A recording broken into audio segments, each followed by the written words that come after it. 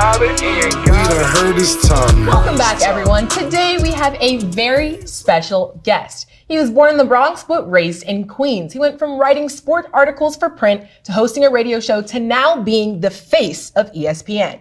He worked diligently to not only break stories, but analyze and debate about prominent players. He is the business of the sports business and is currently the executive producer and featured commentator of the very successful show First Take on ESPN. He also hosts the Stephen A. Smith Show, where he talks about various topics. He is known for his bold and authentic takes and his trusted voice in the world of media. Welcoming the one and only Stephen A. Smith. Hey. What's going on, man? How y'all doing? That's what's happening, man. You made it, man. I told y'all I'd be here for you, bro. Oh, man, thank you so much. Oh, you made it, man. We appreciate it. No doubt. Look, we're not going to waste no time. We're going to get right into it. Sure. Cool. So I seen you on the podcast. I'm not sure if it was Matt Barnes and Stack 5. And you were saying how you got back on First Take. Right. With Skip and everybody. Or Skip on how y'all started on First Take. Yeah. It was a quick answer. Skip was upset and did about an hour on his podcast, a rant. I wouldn't say a rant, whatever his point of view was. Yeah. And he seemed to be upset about it. So you never responded. You're always on record saying you're never going to disrespect Skip, which is cool. But I'd like to know, what were the blurred lines between your story and his story? Well, what happened is he thought that I was saying, and he apologized to me for it in fairness to him. He thought that I was saying his show before I arrived was failing and he desperately needed me, so he begged me to come on. That is not what I said. Gotcha. What I said was he came to me and said, I have taken this as far as I can take it. Right. I'm doing fine, but to take this to another level, I need somebody sitting across from me that I can trust. And you're the only one that I can trust that's going to bring it every day, that's got the focus and tenacity and everything else that I have, that I can trust will help me take that to the next level. Right. And so when I reminded him that that was what I said, he fessed up and acknowledged that there were people in his ear that was interpreting it differently and it got to him and it hurt him a lot. And so he overreacted. And I said, cool. And I think that, ultimately at that particular moment in time, listen, First Take has been incredibly successful without him, but it was also successful with him. And the one thing that Skip at the time and I always had a desire to was to work together again. And when that couldn't happen, I think that was something that obviously disappointed him. And it disappointed me too, because I wanted him back with me at ESPN at the time. He wanted to be back with me, but it was something that we couldn't make materialize because a lot of people don't realize that when you're in this business, there's so much that goes into it. Like, for example, you got a contract. Well, you got a negotiating window where you can talk to somebody else and you got to operate in good faith, which means you can't negotiate with anybody else at the same time. You can't have competition, right?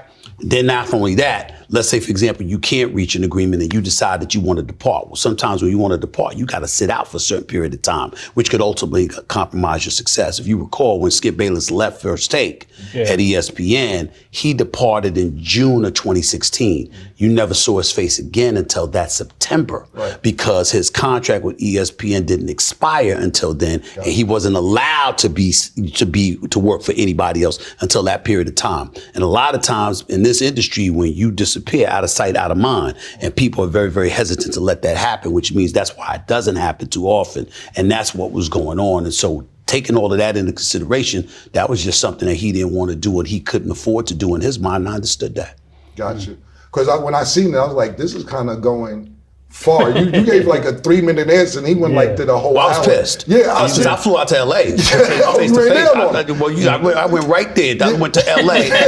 Look, that wasn't Did you go to his house or the office? Yes, his house. I was going to LA on business anyway, but I moved my flight up, and I went out there because I'm like, well, wait a minute, you my man. I've never disrespected you. I've never done anything like that. Right. For you to go, and that was my first question to him. I said, I literally want to know what would make you take a 60-second remark and make it into a 45-minute. Even though it was an hour and 2 minutes. Maybe you're right. I only listen.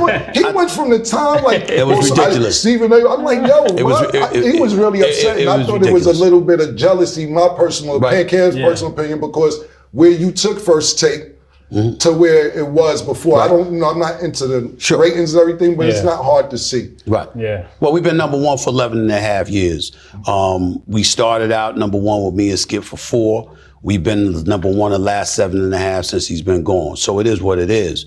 But that doesn't take away anything from the fact that I would not have been on First Take if it were not for Absolutely. him. Yeah.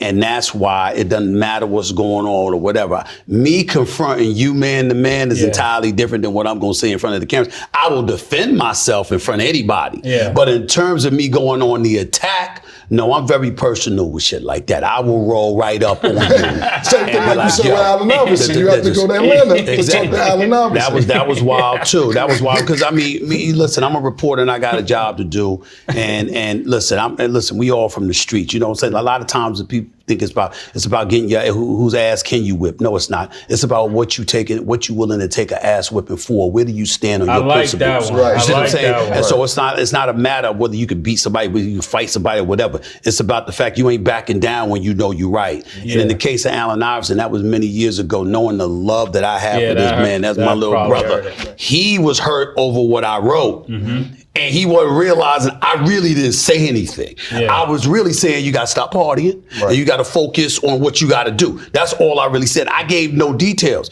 but other cats got in his ear. We hadn't spoken because he departed from the 60s. He was gone for 8 months. And then I'm in Atlanta one day and they were like, yo, man, you know, I was on my way to Atlanta rather. They were like, yo, man, you know, you got to stay out of that city. AI then, you know. That's how they talk to me, Stephen.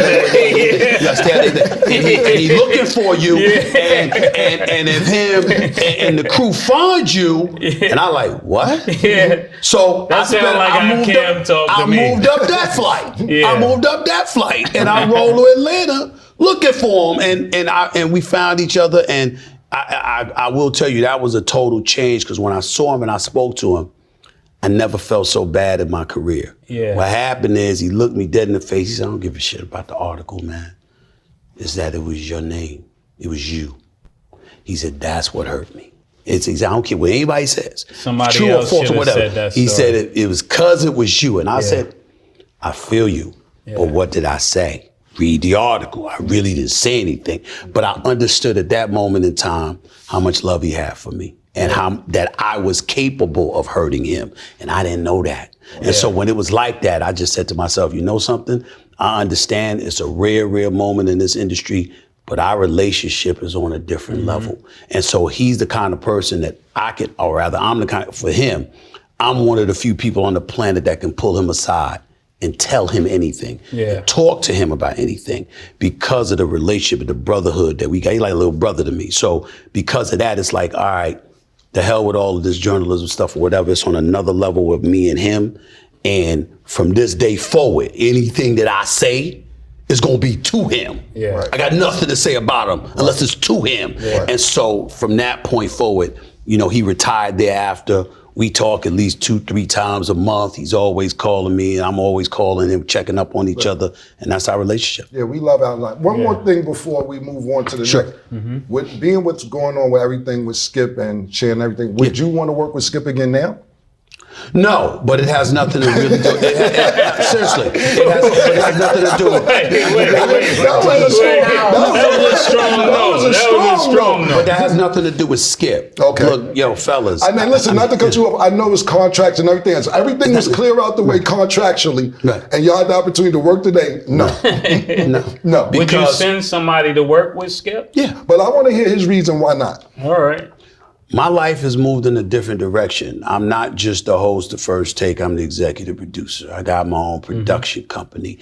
I got my own podcast that I own and operate. I'm doing a little acting these days. I got a recurrent role on a soap opera, we General seen you Hospital. there. I mean, I never tried, I never took an acting lesson in my life. I need to though. I need help. But the point is that I'm doing a lot of things now, and it's important to me to do that on my own now. When I think about me on First Take, I honestly view myself as somebody that's facilitating success for a whole bunch of people that I'm bringing on the show. I got mine. And so because I got mine and I was able to accomplish and do what I do, I'm out to do different things. Now, if you notice, I brought that cat, Kenny Beecham, that's got his own spot on YouTube right now as a basketball guru. I'm looking for young talent that I'm going to bring on and stuff like that. I see people that work for ESPN, Ryan Clark, Marcus Spears, and others. I'm looking at their success. Well, it grew on First Take in part. And so for me, knowing the executives, having the relationships that I have, speaking up for cats, you see ladies like Monica McNutt and Kimberly Martin and others,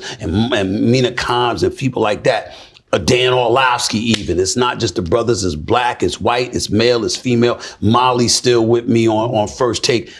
I'm looking at myself as a person that's going to do everything that I can to set up opportunities, not just for people who are there with me, but folks want to come up. You, one day, you gonna be there. You know, if I can have anything to say about it, I'm just looking for opportunities. I'm looking at y'all, I'm looking at everybody. Cam knows, you know, you roll up on me, yo, man, I need your advice. Here it is, no problem. I definitely call for advice. It's all about that, because if I'm not doing that, then what purpose do I serve? I've been very blessed and fortunate enough to achieve a level of success that most people in my industry haven't achieved. I'm not going to do that and be at the top all by myself. I want to bring as many people with me as I possibly can, as many of us as I possibly can. I ain't apologize for that shit to nobody. I certainly want to facilitate success for a lot of people, but especially my brothers and sisters. That's just the way that I roll. And so for me to be able to help cats along the way, I'm good with that, because I got other visions. I've got other dreams and aspirations that I'm after. Cool. That's why I wouldn't work with Skip. Got you. Before we go into any athletes, I want to talk about a few of your contemporaries. Sure. So it's no secret that after a couple years, you didn't want Max Kellerman on the show. Right.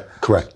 A lot of people would be like, Stephen A. got Max kicked off the show. Why did he get Max kicked off the show? I didn't look at it like that. I looked at it when Max left First Take. The very next week, he was on 2 different shows on ESPN. Right. Mm-hmm. So what I want to ask you is this. Before Max left First Take, did you make sure that he had another slot on ESPN with another job? Or was you like, figure it out, we done this 2-3 years, absolutely, 5 years? I absolutely knew that he had landed spots. Okay. I absolutely knew that he had landed spots. And I don't like talking about it too much because people try to make it into something that it isn't. Yeah, I do not dislike Max. I do not hate Max, nothing like that. I certainly didn't want him fired and to be without a job. Right. I did not want to work with him anymore. Right. Yeah. Period. Yeah. I thought that we had reached our limit. I thought that the show was stale and it needed a change with us. Yeah. I was even willing to leave First Take if you wanted to keep him there and let him do First Take. I knew that we together would not win. Right. And because of that, I let them know this is what I feel. Now you do what you want to do. You keep him, you keep me. You move him, you move me, whatever decision you make. But I'm telling you where I stand. Fully aware of the fact that once they made that decision, he was going to be all right. He had his dollars. He had his contract. He wasn't going anywhere. That's how I looked at it. He wasn't going anywhere. Right. And so to me, it was all about me making it clear I didn't want to work with him anymore because I didn't believe we could win together anymore. And the discomfort and all of that other stuff, it really didn't matter to me because I had told him this to his face on many occasions. He understood exactly the way I felt. I've seen 10 episodes myself where you explain. That's right. And I told him. Do you think he felt the same? No. But I don't care. Wow. I still don't care. I don't care because I meant what I said. I'm trying to win. Yeah. And if I feel like the formula is a losing formula, then I'm going to change. We watch sports. We talk about sports all the time. You know what? There's cats that LeBron loved. How come they ended up off of Cleveland? How come they ended up out of Miami? How come they end up out of LA? Because they didn't contribute to a winning formula. The same with D Wade, the same with Kobe, the same with Shaq, the same with MJ, the same with everybody. When you're trying to win, okay, complacency and just collecting the check ain't cutting it. And so to me, if you're going to reach a point where you don't believe that you can get it done together, if you're trying to win, you care. If you're trying to get paid and that's all you care about, then you don't care. Now, I can't speak for what he felt, but I let him know what I felt. And that's why I've never harbored a scintilla of guilt. I said what I meant what I said. I didn't say he wasn't a talent. I didn't say he should not have a job. I didn't say that he shouldn't make his paper. I said none of those things. All I ever said was he and I don't work together. Let him work with somebody else. He worked with Marcellus Wiley or somebody. He might do some things. He worked with Shannon Sharpe or somebody. He might do some things. He worked with other people. He might do some things. With me, he and I did not work for me anymore because I knew that wasn't going to be a winning formula. Right. Let me get one more of your contemporaries. So this is Cam's opinion. Sure. So he's at 20 years straight. Brian Windhorst. Great job he does for ESPN. Right. But my thing with him is how he got to ESPN. And I wanted to get your opinion on this because to me, in the outside looking in, and I may be oblivious and don't have the knowledge of this, but it looked like to me, you're from Cleveland or Ohio in that area. You follow LeBron James around for his high school career. And then when LeBron gets to the NBA because of the big name he is, that you get a job automatically on ESPN without doing the other work that you or anybody else may had to do. I don't think that's fair, and I don't know if that's how it went. If that is how it went, he gets this job because of LeBron. How do you feel about that? Well, a couple of things. Number one, I think that Brian Windhorst is a sensational basketball analyst. I think he's great what he's been doing. He does a great job. He really, really does. I love having him on my shows. I would say he's never disappointed me. Absolutely. That's number one. Number two, I don't know all the particulars of what he was doing before he got to ESPN. Okay. Here's what I would tell you. You might be blaming the wrong person. Okay. How about blame LeBron? Explain See, we don't talk about this. We don't talk about this. Yeah, I would like to hear this. Brian Windhorst, first of all, one of the things about ESPN, understand something. We don't keep scrubs. You might get through the door for a second. You ain't lasting unless you can get it done. Right. And there's a whole bunch of cats at ESPN that can get it done, and Brian Windhorst is one of them. You listen to this brother, it speaks for itself. And not to cut you, that was what I was saying. He does a great job. My question was, how did he get in the door? But my point is this. If you get in the door because you decide to turn LeBron into a beat, meaning instead of covering the team, cover him. Right. You're going to pick the person most identifiable with him. Gotcha. That's fine. No problem at all. Again, I don't know if that's the case, but let's just take your hypothetical because it could be right. I don't know. Yeah, I don't know. I just know he does a great job for us. But what I would say to you is this. We live in a day and age, particularly when it comes to black folks in this industry. Say what you want about MJ, but who was his man?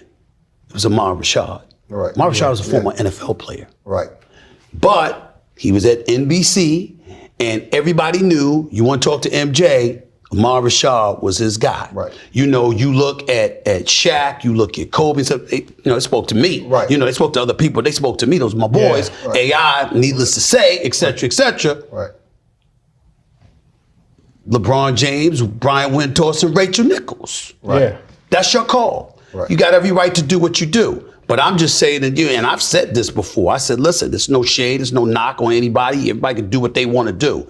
But I'm in Miami. What did he say? Cameron was like, yo, dog, you be free. Yeah, I'm here. Yeah. Consider it done. You see what I'm saying? Yeah. You got people that you look out for, and you want to big up the industry. And one of the things that I said, to LeBron, a lot of people sit up there and say to me, yo, man, y'all never sit down. You ain't sit down with LeBron in the longest time, really, since I called him out about his performance against the Dallas Mavericks in the NBA Finals. But I'm cool as hell with LeBron. He's cool people. He's good people, great role model. But we don't rap like that. We just cordial, respectful, and we keep our separate ways. But my issue was, where's the brother or sister that's attached to you? Right. I've seen you say that Where is that on many occasions. I wasn't sure exactly. I can't remember what it was, but superstars, like you said, should have a liaison, so to speak, like yourself or like Muhammad Ali. I said it doesn't need to be me. I like this. I wasn't speaking up for myself. Right. You know, you got cats like Chris Haynes that's working for the NBA, does great work on TNT. Yeah. You got Marcus Spears who's been covering the NBA for us, for the Undefeated and all of that stuff, and all of this other stuff for ESPN, along with a host of others. Chris Broussard was at ESPN before he went to Fox. You know, he used to work in Akron, Ohio. Right. He used to work for the Akron Beacon Journal. He used to do work on the Cavaliers and stuff like that. So when you look at certain cats, and it's like, again, I would pick up the phone, call Dwayne Wade, what you need. Right. Floyd Money Mayweather, what you need. Yeah. You know what I'm saying? Or a whole bunch of athletes I'm calling. It's like, yo, yeah, you talk to everybody, but you understand the climate that we're living in, the trials and tribulations that we have to go through as minorities in this nation, et cetera, et cetera. And so when you look at white guys, who they talking to? Who's the brother or sister that's their liaison? Right. I haven't seen one. You understand? There's always one of them. Yeah, right. But when Right. it comes to us, that ain't always the case. And so for me, I wouldn't look at Windhorst. I wouldn't look at any of these cats. I would look directly at the athlete, because I'm telling you something right now, me being in a position that I'm in, guess what? I'm speaking to you. Guess who I'm gonna be speaking to a few days, a few hours or a day or so later? It's gonna be the Sports Brothers here in Miami. Why? Because they were on in the graveyard shift. They were on at midnight. Ask them. They asked me to come on. I came on live at 2 a.m.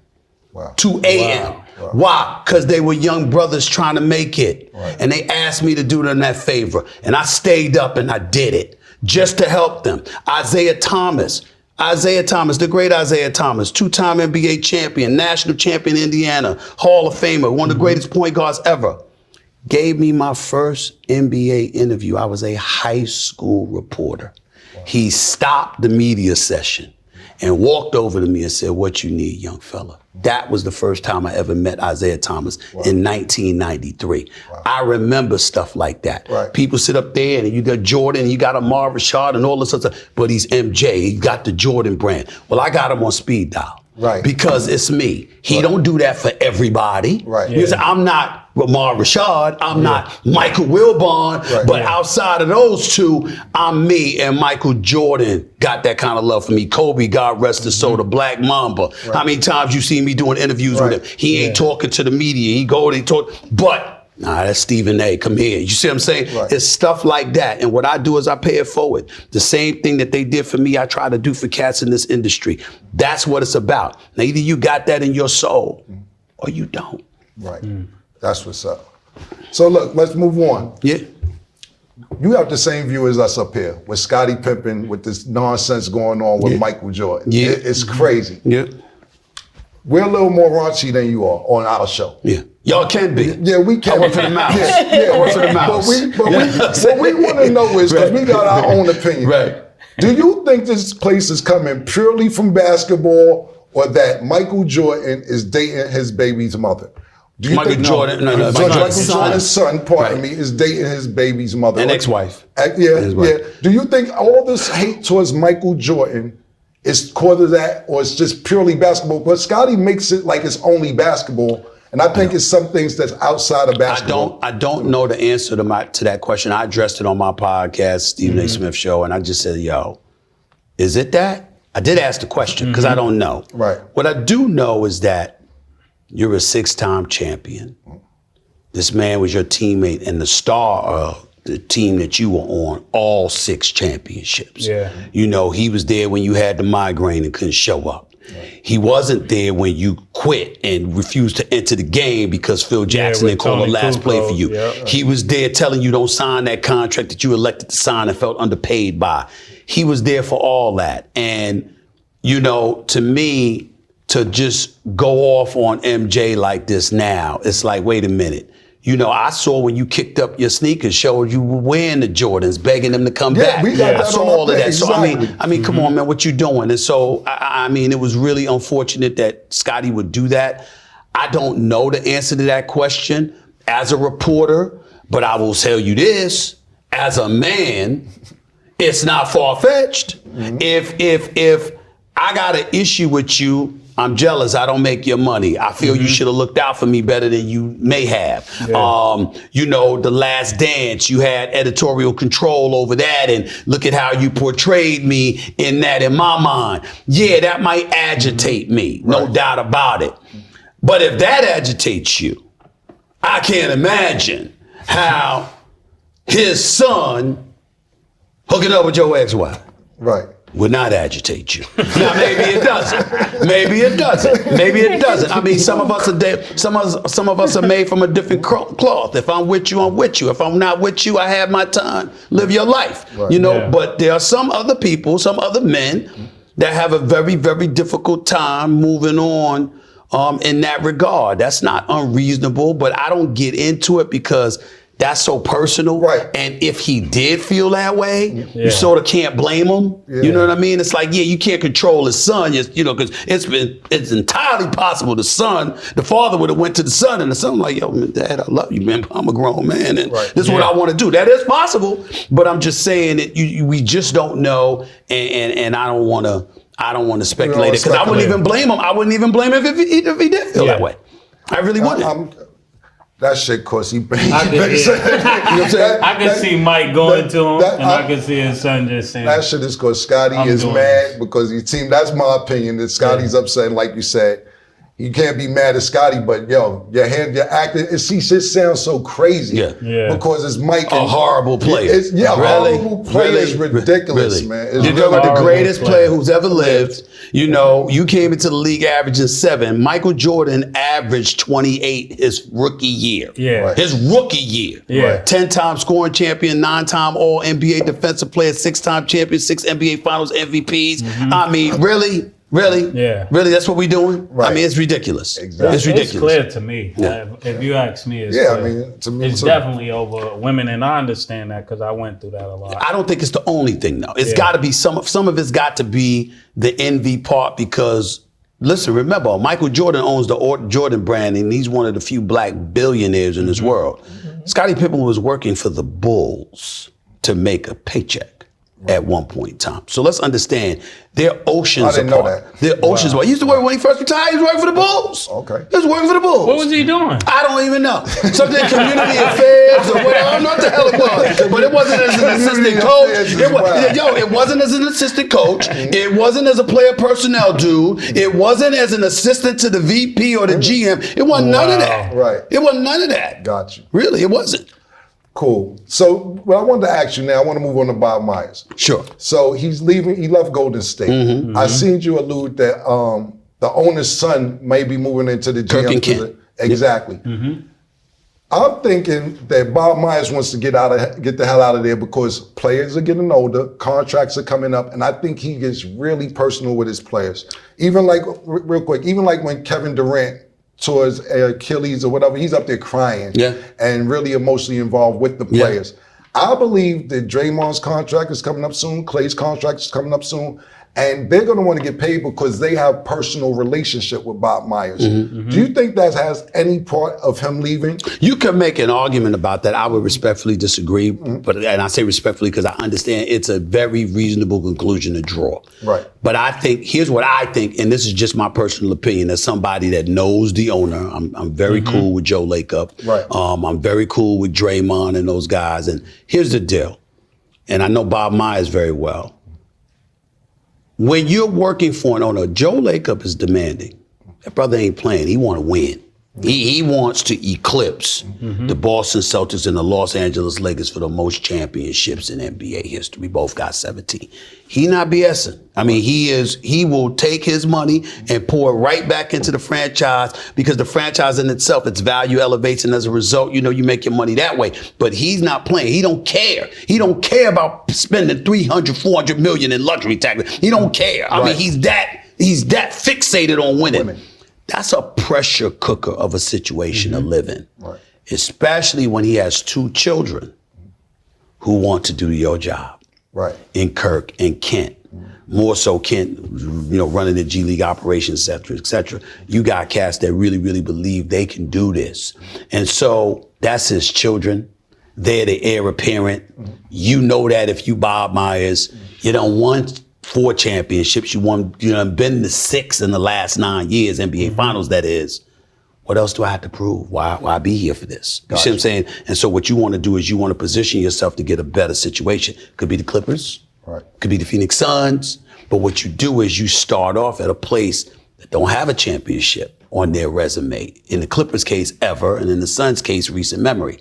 And so if you have that going on for yourself, then you're able to position yourself based on the credentials that you built at that pressure cooker to sit up there and say, I have a more peaceful scenario, a more tranquil scenario with not as much pressure. Gotcha. And I think that to me, I haven't spoken to him about that as of yet, but to me, I would surmise that played a bigger role than what you expressed. Got you. Why don't you think they're giving Mark Jackson a job or offering him a job? In the I think my personal opinion is that Mark Jackson expressed some things when he was the coach of the Golden State Warriors that turned some people off, and they haven't forgiven him. Right. I understand the times that we're living in, the woke culture and all of that stuff. You got xenophobia, you got transphobia, you got homophobia and all of that stuff going on.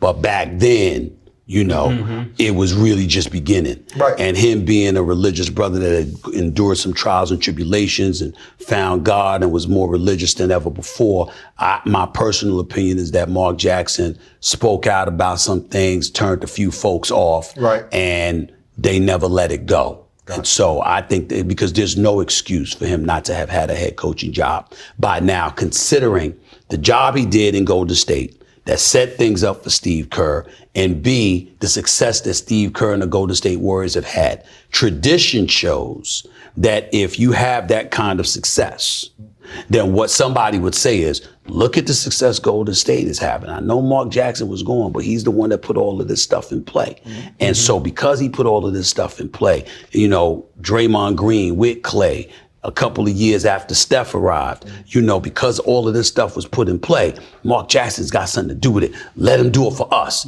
That's what would usually happen. That did not happen in this particular situation. I believe that's the reason why. Cool. So why doesn't that transfer forward? You said you made notion of Bob Myers and how he's able to go to another team. Why hasn't Mark Jackson, you think, been able to go to? I'm saying that to be if he put all that together. I'm saying what I said. Mark Jackson spoke out. If you remember, of course, they wanted him to do some things. They would like to talk to him, whatever. He's very dogged, very strong-willed, and wants to do things his way. He wanted certain assistant coaches. But he had also spoken out when people were celebrating the president coming out and acknowledging that he was homosexual. Mark didn't vibe with that at the time. Okay. And so because of that, again, that's just my personal opinion. It's something that I've said on TV in the past, where when you echo certain sentiments, if the industry turns against you because of it, it's pretty hard to be re-embraced by that industry. And I think that's the challenge that he's been dealing with. Right. Let me ask you this. Although no one will admit it. Right. Yeah. And I already kind of assume that, but nobody likes to talk about it. Let me ask you this. What do you feel about players missing games and not giving explanations of why they miss games, and then get mad at media for assuming whatever they want to assume?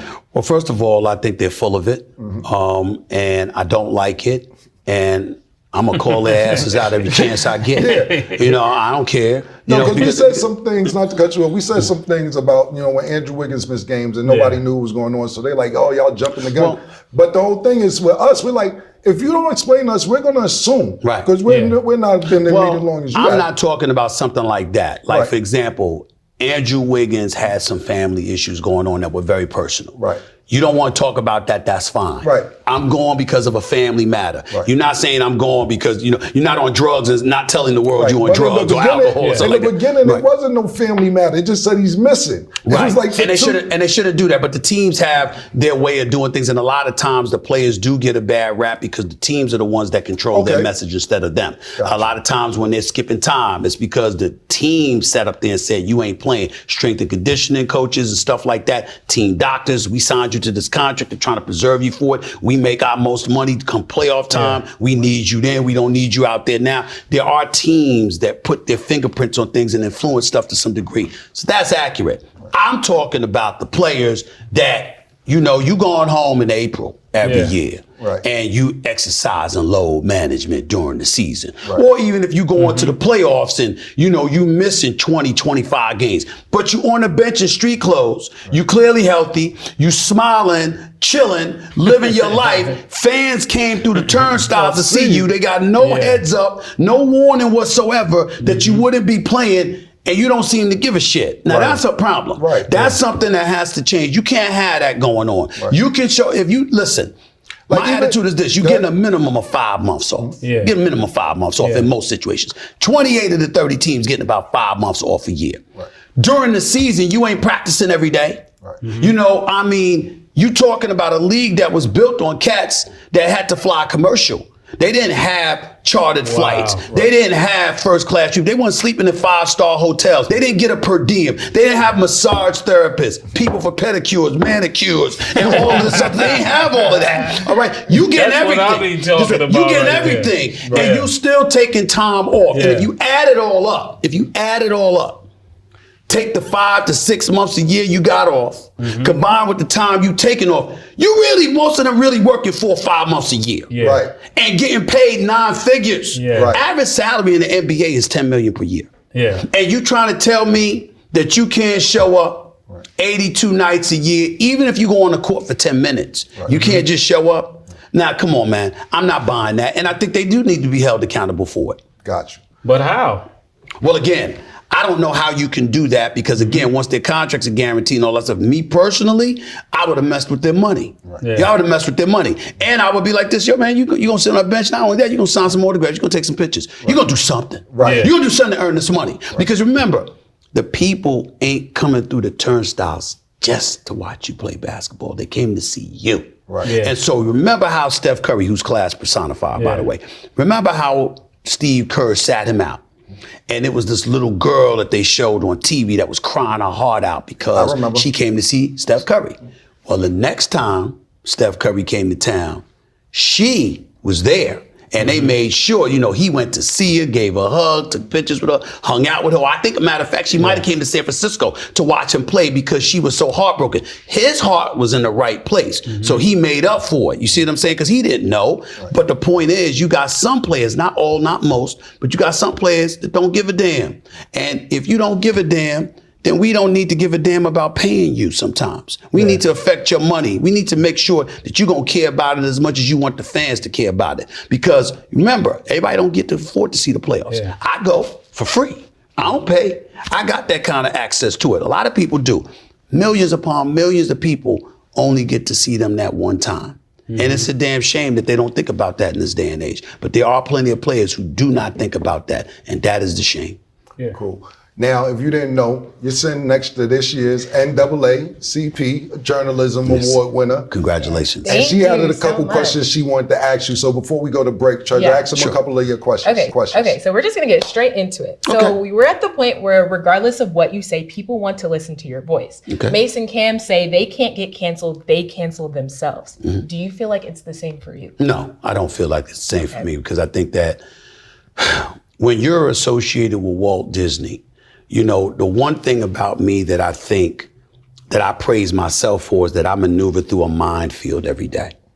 How do I be as real and true, as authentic as I can possibly be while still operating under the confines of corporate America?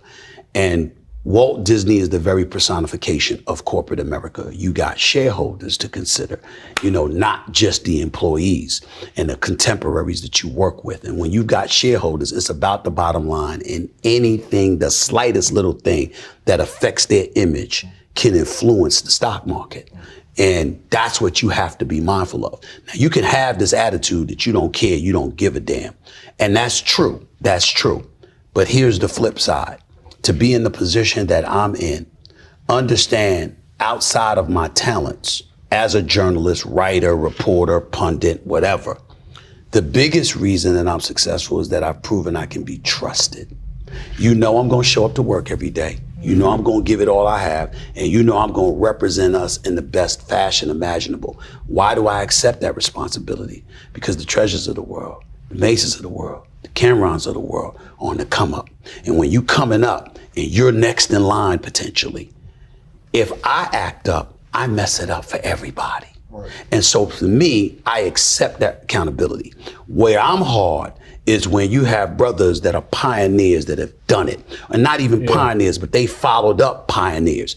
They know the responsibility and they don't care. And they know it's going to cost other people. Now, I understand you got to have a level of intestinal fortitude. You got to be able to take it. And some people just can't because the frustrations of corporate America can creep up on you. I get that.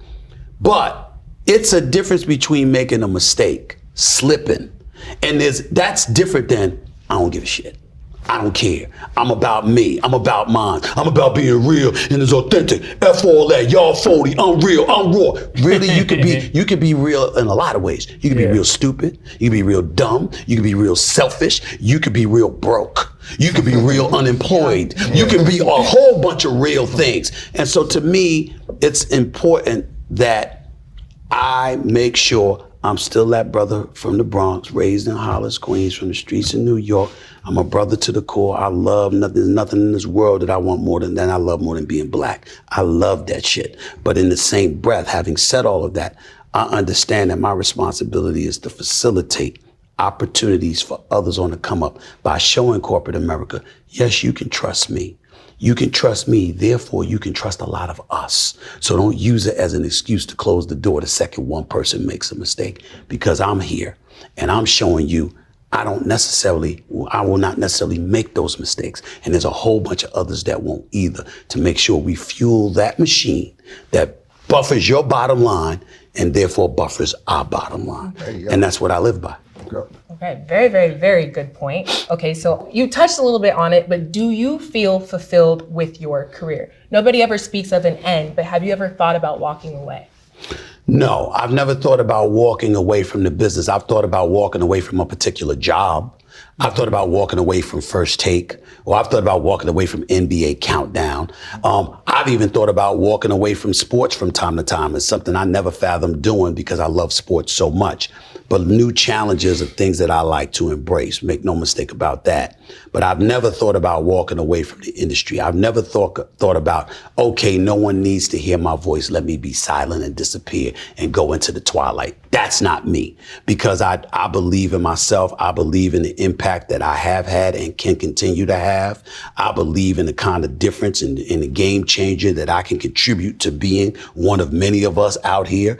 And I think that it's important for me to be that conduit, because if I'm here and I'm present and I'm relevant, I can help more people that way than if I faded into the twilight and then somebody just picked up the phone from time to time. The more conspicuous, the more present you are, the more omnipotent you are, the more people are going to reach out to you, because they're going to say, you're that guy. And I'm positioned to give advice. So when the time comes and it really is time for me to walk away, I can look at it with a smile on my face, knowing how many brothers and sisters I helped along the way to get to where I am. That's why I'm still here. That's why I don't see myself going anywhere for the foreseeable future. Okay, well, thank you. That is great. And with that, we'll be right back with the debate between... Welcome back. Okay, I told y'all we were going to get into some sports debates, so let's get to it. Are y'all ready? I'm ready. Okay, who would you rather have on your team, Steph Curry or Allen Iverson? Steph Curry. Allen Iverson's a warrior, love him to death. But Steph Curry's a 4-time champion. He's the greatest shooter God ever created. His movement without the basketball is unparalleled. I mean, you had J.R. Smith on social media a few weeks ago talking about Matthew Dellavedova almost died because he was chasing him around that much. He had to go to our hospital, get more oxygen. But Steph Curry, his movement without the basketball is what makes him just as lethal as his shooting ability. Without question, is Steph Curry. Well, but what I'm saying is this. You don't think he's in a better situation than Allen Iverson? Well, Allen Iverson's who? Eric Snow.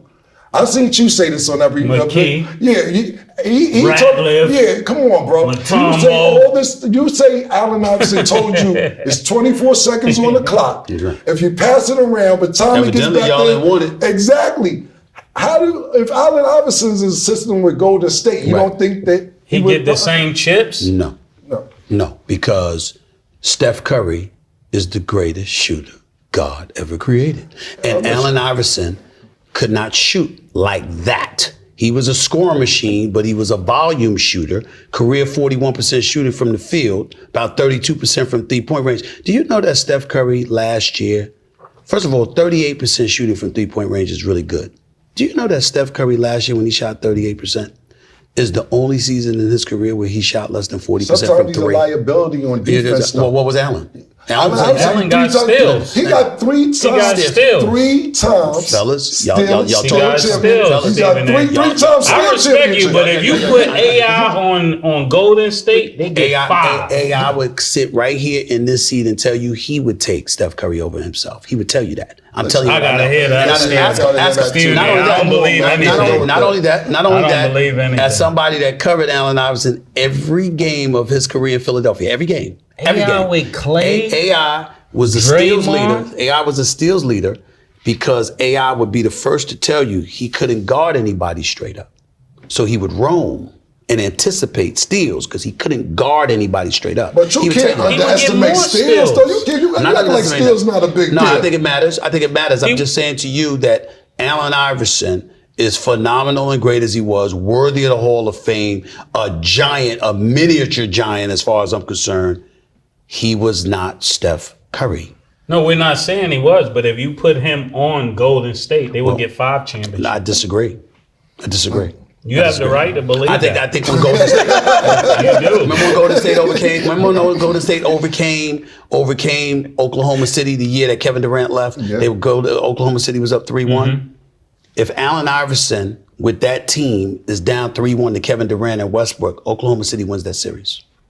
You're using one series, man. I'm not using one series. I can give you more. Listen, I can give you more. listen, man. Stephen A. I don't know about this. Okay. I really don't know about this. I was letting Cam talk. I don't know about Good, this. man. Listen. I'm telling If you put AI at the top of that perimeter, I don't blame with y'all. Clay and the rest of the team that he had, it would Right. be impossible to stop him. I'm telling you right now, Allen Iverson, I'm not saying he wouldn't have won He took rings. him to the chip I'm not without saying, any I'm of not them. saying he would have won rings. I'm saying that he would, well, first of all. He wouldn't have won a ring. I want to hear from No, you. he would have won a ring. How many? He would have won. This Not a How five. many? Not 5. This is a better How question. many? No, One. Murder, this is a better question.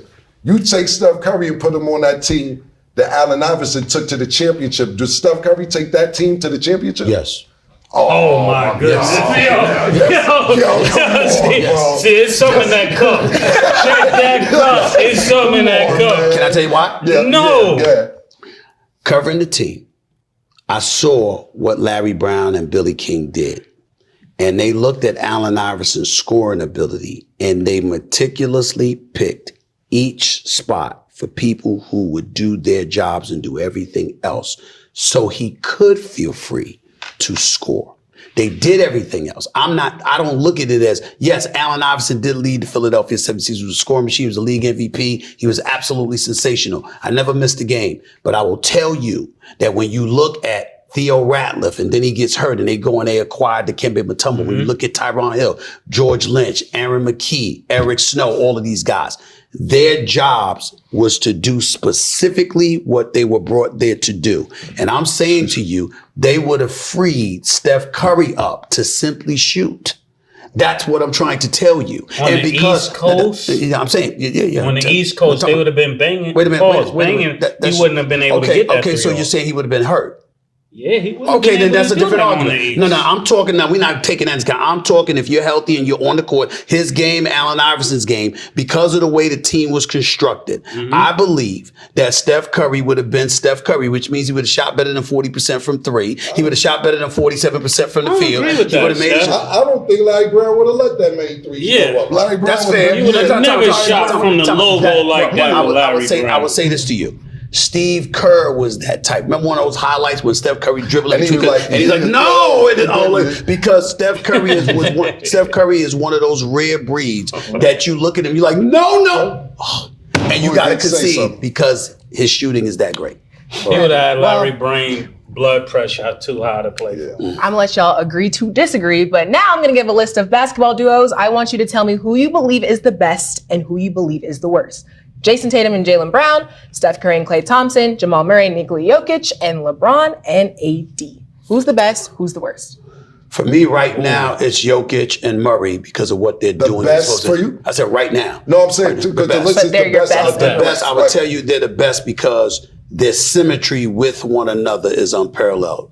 Clay has fallen off a touch. We got to acknowledge that. Do I believe he'll come back? Yes, but he's fallen off a little bit. Obviously, Tatum and Brown is something special. Here's the problem. They don't play together. They just wear the same uniform. They're not on both sides of the court feeding off of one another and capitalize off of each other's greatness. It's your turn, do your thing. Okay, it's my turn, I do my thing. Gotcha. They don't work together. Jokic and Murray works together. But I would still put LeBron and Anthony Davis last for one reason and one reason only. Anthony Davis misses too many damn games. Wow. That's my problem. I'm not talking skill. I'm talking about he's literally not reliable for consecutive games. In, out, in, out, in, out. At his best, they'd be number one. The problem is you can't rely on him game to game. That's why he has to be fourth. What you think, Murder? I think Tatum and Brown, their issue is that they're both great, but the offense should run through Jaylen Brown. If I was a coach, I'd run it through Jaylen Brown. I think the idea of them both playing together, because they're unsure of who should shoot the last shot, a lot of times that's what break their offense up. So would But you if make them your worst? I would make them my worst. I think you're insane to say that Jaylen Brown should have be the number one option ahead of Jason Tatum. Yes. No one, you can't find an NBA person that would agree with you on that. And we love Jaylen Brown. No, and that's okay. You can't find it. And that's okay. Right. But that's why they keep losing, because they're doing the thing you believe. Well, how they keep losing? They were in the Eastern Conference Finals the last Because 2 they years in the keep NBA going Finals through last year. Tatum, and Tatum is soft-hearted. He's very skilled. But when Soft-hearted? it comes down to In Game 7s, averaging 28 and 8. Yes. Really? Talent and heart is two different things. Okay. We're watching that with Miami. Jason Tatum is not soft, and he's He's not devoid of soft-hearted. heart. He's soft-hearted. He's not devoid of heart. It's not Listen, true. you know what's funny? So the thing that's funny is that me and Kevin Durant was talking. So I'm talking to Kevin Durant, and he's like, Boston is the most complete team. Right. This is first, second round. And I said, it's something about Boston that when it's time, Exactly. it's just that I don't trust them. And he's like, Cam, you don't know what you're talking about. They're the most complete. I said, I think they are. But when it's time, I don't know what it is. You got Jason Tatum, who breaks Larry Bird's records and this, that, and the third. And he just beat more 50 games. Well, who would you rather have, Larry Bird or Jason Tatum?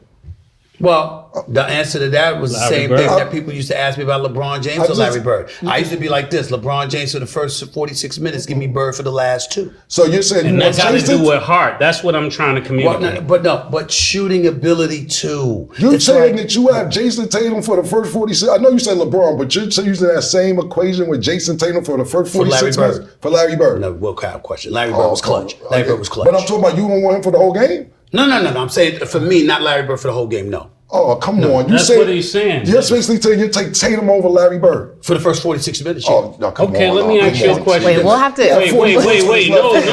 No. We'll have to get into that another day. We'll have to get into it another day. Listen. Come on now. What do you Wow. think We'll go all day. happens- What do you Wow. think happens in the last couple of minutes? What does that have to do with? Pressure mounts.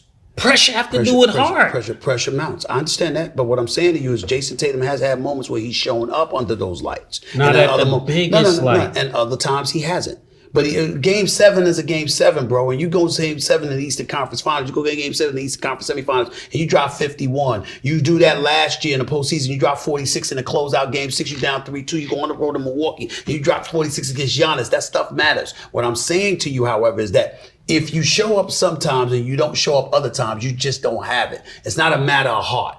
It's a matter of heart when you don't show up at all. Now, I don't like saying this, but a James Harden would be an example. Like, you've had ample opportunities to show up with a closeout game on the line. You're about to get sent home and you show up and he hasn't. Repeatedly. That's not Jason Tatum. In, out, in, out, in, out. So it's not a matter of heart because you show up sometimes and other times you haven't. Oh, it's you just inconsistent. It's just inconsistency. I'm going with Larry Bird. I don't care what about you. Just Larry Bird get them championships. Yeah. Larry Bird to say, "Look, I'm better than you. I'm gonna play you." Larry Bird was with my left Larry hand. Bird was, with Larry my Bird was left hand sensational. tonight. Yeah. Larry Bird was sensational, Right. but I do think that at times he was a defensive liability. And so what I'm saying to you is that I know what he can do, but physically he would elevate himself in pressure moments. He couldn't sustain it physically over the course of 48 minutes. So you're basically saying I know the best ability is availability, but we're just using a prime time healthy Larry Bird. Then I would pick Larry Bird over Okay, Jason Tatum. there we go. That's all I'm saying. I don't There have we a problem go. with that. There But you I'm go. looking at it over the Over course of the a game game. and what you physically can and can't do. And then in certain situations, you're looking at Hart. James Harden has earned the reputation for people to question. I don't call him a choke artist and stuff like that, Yes. but there are other people who he's kind of earned that scrutiny because every time you're waiting for him to show up in those pressure moments, he hasn't. Yeah. Gotcha. And that's the problem. And then before we wrap, what's your best and worst duo? Listen, I have to agree with Stephen A. I like Joker and Murray.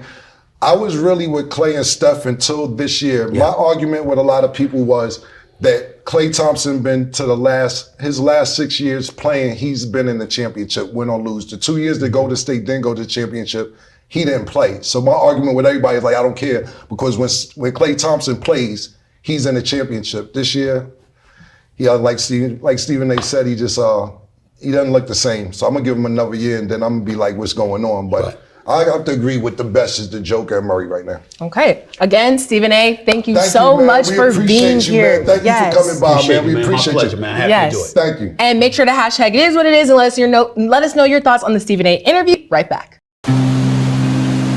Thanks for tuning into today's episode. Stay tuned for the next. And as always, it is what it is.